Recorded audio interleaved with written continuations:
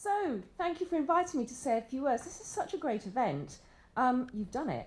You have completed the Global Talent Programme, and some of you will soon be entering the world of business, enterprise, and employment. So, as Sanal said, I'm an employer, I'm an entrepreneur, and an independent board member, and our business is both based in Bournemouth but works internationally as well. So it's really great to celebrate this with you. My own journey was to graduate. I went onto a programme with Philip Morris, actually, as a trainee in the tobacco industry, way back when, too many years ago, and then moved to Pfizer, so from tobacco to healthcare, and eventually, through all that experience and understanding how the industry works, set up Suter Healthcare in 1994.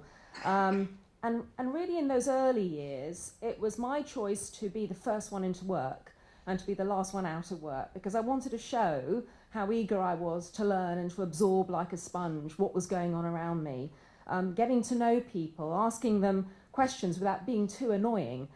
So all of that, I would say, you know, that's part of the journey as you start moving up the ladder in whichever field you go to. However, those long hours haven't really stopped. So, you know, they don't, as you keep going, you sort of get used to wanting to do as much as possible. And if you're really passionate about the field that you're in, you will want to do that. It'll be all consuming to you. Suter develops brands for companies which are either new to the market or they exist. So Sanal said we're an outsourcing partner. And a good example of that is a brand like Vicks Inhaler, which is actually a Procter & Gamble brand, but it's quite small for them. Their biggest brands are Pampers and sort of those sort of household brands and the washing powders, and Vicks is quite small. So because we're healthcare experts, they give us that to market. And another good example is a product called Just for Men. I don't know if anybody of you heard of it. And it's for if you're going a bit grey, then it's great for men to just colour their hair very subtly. But that's a massive brand in the US. And that's their core market, but Europe is very small for them, so hence they say, well, we'll focus there and then we'll outsource to you and for other markets around the world. So we manage them in around 40 markets in different distributors all over the world. And what's really interesting is understanding the different cultures and the way that you have to market it in different countries. There is sort of like a toolbox that is common to all countries, but how you execute and the words that you use and the tone that you use is very different in each market, and that's really interesting from a global perspective. And why are we in Bournemouth? Well, our CEO and the co-founder of Suter with me, he was born and brought up in Poole, and said, gosh, if I'm going to set up my own business, I want it to be where the air is pure, where there's a beautiful beach, where it's a great quality of life. And it's a really nice balance, but at the same time, when we started, the M3 had just become a motorway. It wasn't always a motorway. There was a dual carriageway in the middle of it that stopped you with traffic lights. And Bournemouth Airport was opening up. So all of those things are important for opening, starting and expanding a business. And what's happened is that we've managed to attract a lot of our clients and customers down to meetings here.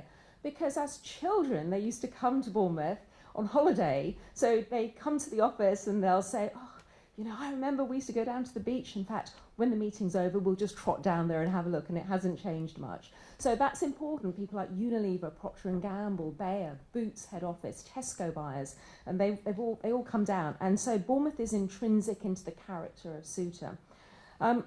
When we set up the business, we took a risk, but it was calculated. We knew we had a really good idea, but we actually went from with a lot of experience, we went from a good salary and a package to no money to selling our homes and ransacking our savings to get this business going. In the first 3 years we lost money, but then after that it started to grow, and now we have 13 companies within our business. But certainly as an employer today, we look for relevant skills and experience, but when it's not there, we do look for a very impressive educational CV and something that shows that you've got a passion and that you've got the right attitude and that you're willing to work hard, learn quickly, and become a team player. I think the Global Talent Programme has given you the tools to take this forward. It puts you ahead of other people. It gives you an X factor. And I think this programme at Bournemouth is unique. It's very special So make sure that you really sell this at the interviews that you go to, because it is really important. What you've done, what you've achieved is fantastic. So as you move forward, be confident but not arrogant.